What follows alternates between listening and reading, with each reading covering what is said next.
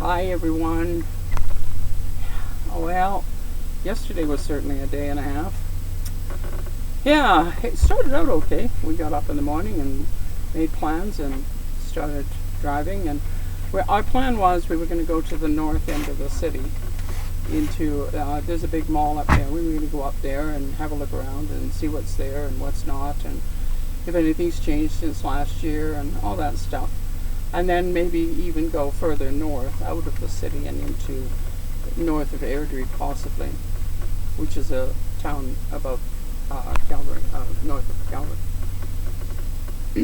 And we got on Deerfoot because it's the easiest way of getting up there, and we figured, well, it's straight and we don't have to stop at lights and things like that. So once we got up to speed, we should do fine on the road. The old girl should be able to do it.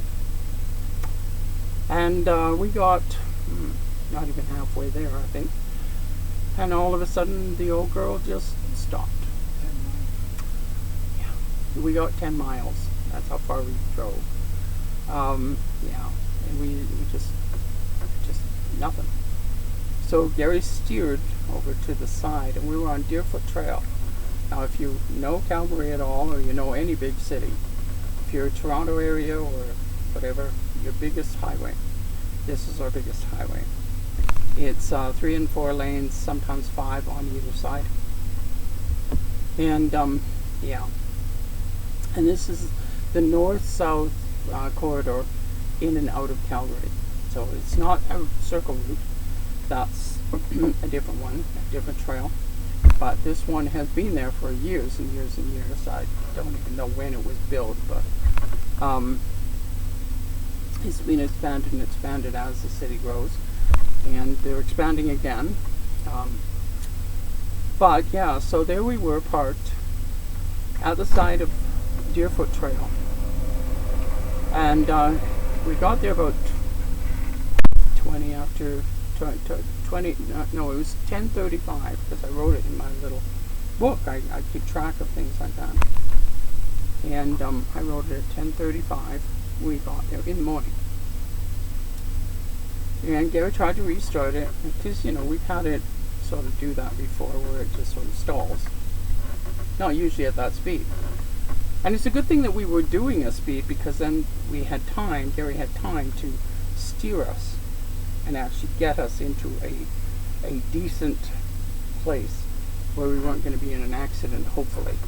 And we were just past a corner, and it's to the police it's known as like the most dangerous corner on Deerfoot, because people come around there doing a speed and they start picking up speed as soon as they get past that, because it's straight through from there pretty much for several miles.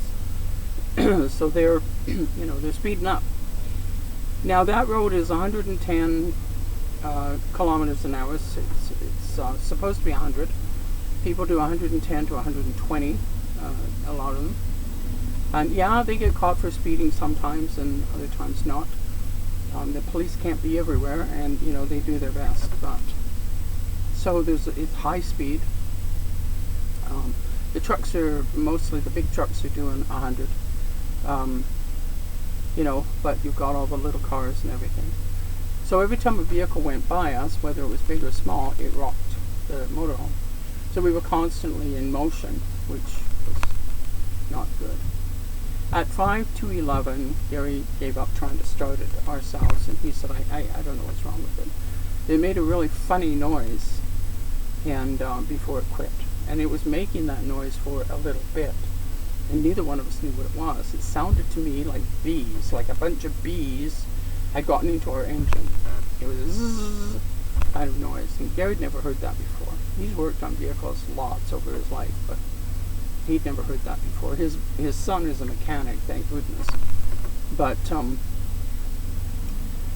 anyway, yeah, so he called AMA, which is CAA, the auto club, the AA auto club. Wherever you are, it's got different initials in front. There's BCAA and OAA, and I don't know. Anyways, yeah. Anyway, we We pay a huge premium because we have a big motor, or we have a big unit, you know. And when we were looking at whether we should get it or not, oh, don't worry, we'll look after you if you know, fail on the side of the road, blah, blah, blah. We'll look after you, we'll make sure you get towed, and all the promises. Now, Calgary, as far as I know, is the 4th largest city across our country. There's Toronto, Montreal, Vancouver, and then Calgary. So you would think they'd have enough tow trucks in this city to be able to get us from the side of the road quickly.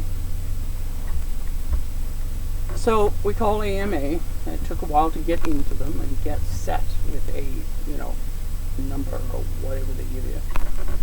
And every time you call them, you have to go through their stupid little system. There's no way of directly dealing with one person after you call in. Oh no, you go through and then you get to listen to their advertisements over and over again till they find time to talk to you. So Gary kept calling, and you know, how have you found anyone? Have you found anyone? And they kept saying, oh, we can't find anyone with a thing big enough for you.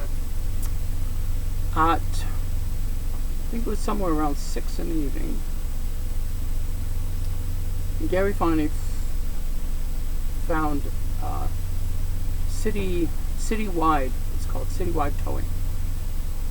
And I said, well, you know, they're the ones that the cops deal with, so call them. We found out there used to be a company in Calgary called Big Rig Towing, and they were for big units, like, you know, like this, and like trucks and things like that. Like, I mean, when I'm talking trucks, I am talking trucks. I'm not talking pickups. I'm talking like a truck that's going to haul a big trailer, you know, like for food and stuff like that. Anyway, they used to be here, but apparently they closed down, and Citywide took up the slack. Citywide's been around for ages. I remember when they was first contracted to Calgary, and they did a heck of a good job, always. And they were always very polite, and they were always there, you know. They had enough drivers, they could be there within a reasonable length of time. If they are on a police call, they've got so many minutes to get there, unless there's a big reason why they can't. We were a big reason why they couldn't. But that's beside the point. So at 6 o'clock at night, Gary calls Citywide. Can you do this? Yeah, we can, but it's a 5-hour wait. Okay. Do you deal with AMA? Because we talked to a couple of others, they didn't deal with AMA. Oh yeah, we deal with them all the time. That's no problem. And the person says, if you get the police involved, we can expedite it. It won't be 5 hours. Okay. So it took him about an hour or more after he'd finished talking to Citywide to get back in and talk to AMA about this. Then you have to talk to the right people, so they have to, whoever the general people are, have to transfer you to the right people, and then you get to talk to somebody who can actually look up your file and say, oh yeah, I got all the information here. Okay, so then we find out that at 5 o'clock, the city of Calgary AMA closed down. So now what we're dealing with is Edmonton, which is 3 hours away, and most of the people in Edmonton don't know much about Calgary. So, now we're dealing with a completely different AMA. I mean, they were kind and polite and all apologetic, but they weren't helping. Finally, about 8 o'clock, I think it was, he finally got through and said, Citywide can do this. This is what needs to be done. I can call the police, and then it gets, they get involved. They'll help us. Meanwhile, the sun is going down. Our battery on the front has gone dead. We no longer have flashers, and we don't have triangles. You know, those emergency triangles, which wouldn't do much good here anyways, because people usually just hit them and they fly over. So anyway, yeah. So there we are. And, you know, and both of us are are getting really worried, because if you don't have lights, you're a big thing, but nobody sees you until it's too late. They've hit you. We didn't really want to be in an accident. We need this place. It's our home, you know. Although we don't dare admit it to too many people. We admit it on YouTube, but, you know, not to too many. Anyway, yeah, that's stupid, isn't it? But, yeah, so 8 o'clock, he finally gets through, and they say, okay, well, they're going to call. So they called, and then they called him back, and oh, it's this back and forth bullshit. We're waiting for a call from somebody to tell us whether they have one of these. It's called a Landau tow truck, and whether they can help. So we have to wait until after 9 at night. We've only been sitting there for 10 hours, and it's dangerous. It's dangerous sitting there. I mean, we were worried the whole time, but we called Citywide. They finally got a call from AMA to okay it. Citywide says, here's the phone number to call the police. It's a direct, it's a non-emergency. You know, you just tell them you need somebody there to help you. So they go, then they expedite it. So the police call, they get Citywide. Citywide's already ready.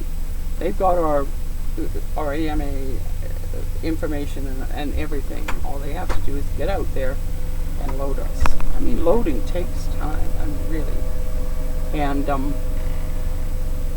so they get out there, they load us, and very slick. I mean, it's a really cool towing system, because what they do is the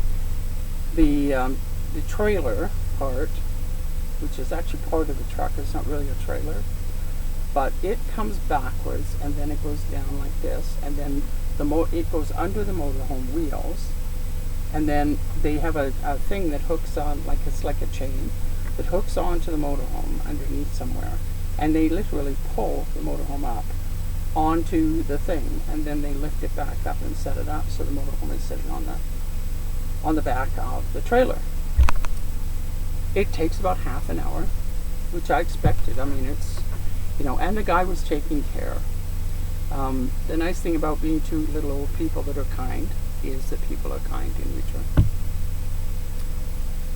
We actually got a ride in the police car last night to where we were taking the motorhome. We brought the motorhome actually to a truck stop.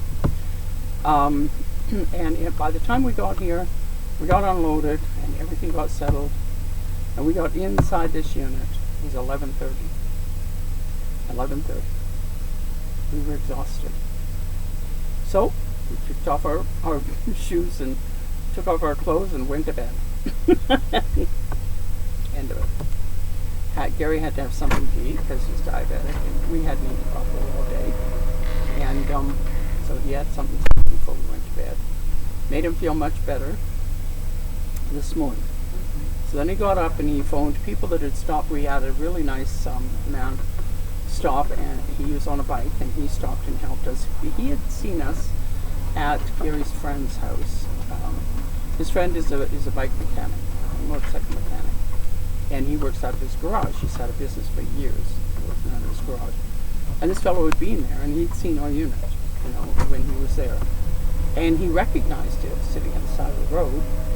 So he pulled in behind us, came up, said, can I help you with anything? Can I get you something? Can I do anything for you? Which was so very kind. And him and Gary did a little bit of troubleshooting, trying to figure it out, but this thing would not, it wouldn't start at all. I mean, after a while, the battery was just so dead. Keeping the flashers was interesting, because as long as we had light, as long as we have light on the solar, like sunshine light on the solar, bright light on the solar will charge the coach batteries. So the coach batteries, Gary would be sitting in the front and he would switch to the coach batteries, so we had flashers. When they started going funny, they would start flashing really fast, you know. and then he would switch it to the coach for a few minutes. You can't do it for too long because you're going to kill the coach batteries, and you need them too. But that's how we kind of kept the slasher going all day. It was just switching it back and forth. But as night came on, we knew that was not going to be a thing that we could do. We'll have to excuse it if it's a little noisy in here. Gary's moving around, he's trying to get things. We found out this morning that we need both a battery in the front, which we've already mentioned we needed, but we also need an alternator now because the battery was bad. It hurt the alternator, so we're going to have to get an alternator as well. We're going to get the battery first because then we can run the vehicle even though the alternator is braking. It's not finished. It's not completely finished. So we should be able to run it to get it to where we need to get the parts or get a new alternator or something. There is a place that Gary's son gave us the name of and told us go there and they'll help you out somehow. So we just have to go and find out. We need a price. I mean, we need price. If it's $1,000, we can't do it. If it's $100, we can. We'll manage. We'll make it. But in the meantime, where we are right now, we have zero internet. This is a Husky/Esso truck stop, and it's one of the older ones in the city, and it's right in the middle, basically, of the northeast, and it's not as popular with truck drivers as it used to be. This place used to be packed, but it's not so much anymore. The restaurant used to be full of people. I don't even know if the restaurant's open anymore. I don't think they bother with the restaurant anymore. But there used to be people in here all day long in cars for the restaurant and in trucks for the restaurant. The restaurant used to be really fantastic, and they were always really good. They were fast, and they made good food, and you got a good size for the price you paid. Yeah, they were good. But that was a lot of years back.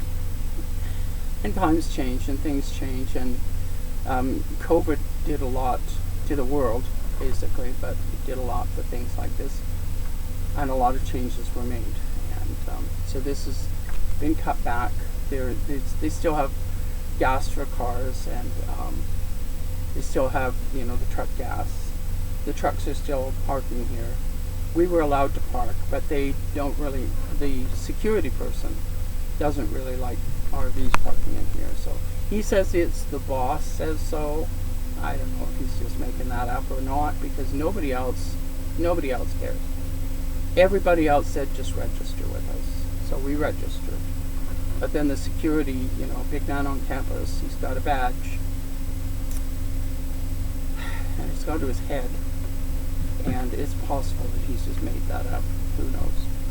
I mean, I don't know the owner. Don't have a clue who he is. Couldn't even ask him. If I saw him, if he walked up to our unit, I wouldn't know it was the owner, kind of thing. But anyway, so the security guy, he goes around and he harasses people in RVs. And that's another reason we want to kind of get going, get a battery into here and get going. So the fellow who stopped yesterday to help us, that was on the motorcycle, he's coming today to help Gary go and get a battery and put it into this unit, because these are batteries that are bigger. They're bigger in size. They're really heavy. I mean, a normal battery for any car is heavy, but these are really heavy, and Gary can't handle them anymore. He just doesn't have the strength left. I mean, at 82, you're not that strong anymore. I mean, you think you're going to be? Yeah, well, okay, you go to the gym and you exercise all you want, but your strength is not going to stay. You lose it, and it's just what happens, and we're just ordinary people, so it's just what happens.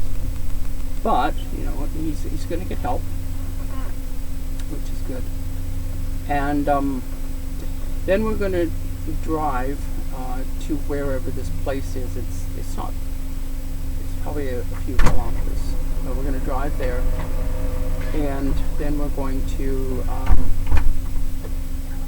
see about the alternator and what that's going to cost, and all that stuff. And hopefully by the time we put the 2 in, then we've got a system working again and not doing all this nonsense. Hope, cross your fingers, prayers, everything, whatever you do. Yeah, so I think that's about all. I really was very grateful. The police brought us here to the truck stop, and Bree rode in the vehicle with us. We were in the back of the police car, which was very strange. never been in the back of a police car before. And they were really kind and very nice people, and they really loved Bree. I mean, she was just, she kept putting her nose up because the seat, the between the seats is a petition thing for their protection. I don't blame them. And Bree kept, and there's a little opening in the middle, so Bree kept putting her nose up kind of between and trying to see the lady because she liked the lady. And the female, there was a male and a female police, and she loves dogs, so she was just all over, oh, hi Bree, kind of thing, which was really nice. The tow truck drivers were the same. They were really, really nice and kind people, and took real care of our motorhome. When he was putting it back down, I said, "You're such a good tow driver," and he said, "Thank you." He said, normally, he said, I just basically just push it off, and but he said, I'm trying not to hurt anything on your motorhome because you got enough, and so he just gently took it off there. So it took a little bit longer, a couple of minutes longer, for him to get it off there, nice and gentle, which was awesome. We were just so grateful for all the people that were finally there helping us. Why AMA didn't call them originally, I have no idea. They asked us, Citywide asked us, why didn't they call us earlier? I mean, we saw you sitting at the side of the road. The police officer that came, the woman that came, she said, I saw you and I was going to come and see what, if I could help you. But she said, I got another call and I had to go, and then I got distracted with all sorts of other. She said, I never did get back. I kind of forgot about it until they called. And then she volunteered to come. So, yeah. And the tow truck driver, he said, we saw you early, or we don't understand why they didn't call us. And I said, I don't know. I have no idea. I said, they were dealing with somebody in Airdrie, which is miles away, and kept telling us nobody else could help us. And there was one truck that they had, one company, they have one truck that could have handled it. Now, Citywide, they've got 2 or 3 of these, these various vehicles. So it's a specialty vehicle, and the drivers have to be specialists in it. But Citywide, I know, has 2 or 3 of them, so they could have handled it, even if we'd had to wait an hour or 2. But to leave us there for that many hours and keep saying we can't help you, we don't know what to do. I mean, it's like, call the right people. We were calling different towing companies and saying, can you handle us? And then calling them back and saying, these guys can handle you, but they don't do AMA. Oh, well, if you pay for it, we'll reimburse you within 30 days. We don't have 30 days for $400 and some. We're paying somewhere around $400 a year to have this special card for big RVs. We're paying that to AMA so we can get proper service at the side of the road. Well, I mean, they can come and help us with a boost. That's just one of those little gadget things they use now. They don't even use another battery. It's just a little gadget thing they use. But they can't help us. I mean, yes, that was helpful, but it's not like this, where we're sitting in a dangerous spot. I mean, they should have been calling the police when we first called. AMA should have called the police and said, we've got people sitting on the side of the road, would you go and make sure they're safe? On their little recording all day long, we're really concerned about your safety. Bullshit. you were concerned about our safety, you would have had something there. But you're not putting us off until dark. And we said, can you at least bring us some triangles? We're out of power. Like, and it's their fault we're out of power. Oh, well, we don't do that. That's not covered. That's not covered. That's safety. You know. Anyway, why don't we have triangles? Because we did have, and I don't know why, but we put them in storage. Yeah, stupid, I know. Anyway, yeah. So, that was the story of yesterday. Today is better. We've already had Gary's son here. He's the one who told us what's wrong. He tested our battery. He told us that, the voltage is low. And he said you need a new battery, but a dead battery or a low battery can kill an alternator, so you probably have no alternator. Your alternator is on the verge of breaking if it's not done. And you need one. So we have to get one. But if we can get from here to wherever, get an alternator, possibly even get it put in,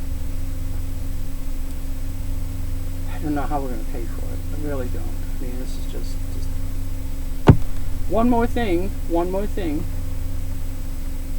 We're doing our best. So I'm going to go now, because I still have one more video I need to make. And it is about my eye. Yeah, the continuing story of the eye. We have to do that. So I'm going to go, and I'm going to do that video in a few minutes. And maybe I'll even comb my hair, because I kind of got out of bed and had some breakfast, and Gary's son arrived, and I didn't go beyond that, so here we are. But yeah, so then I'll do that video, and then when we can get online, we are looking at where can we send a generator to, and getting our own generator. We need that. And it's just something that's become a necessity, so we're going to look into that, see how we can do that. In the meantime, you take care of yourselves, and stay healthy, and stay kind. Bye for now.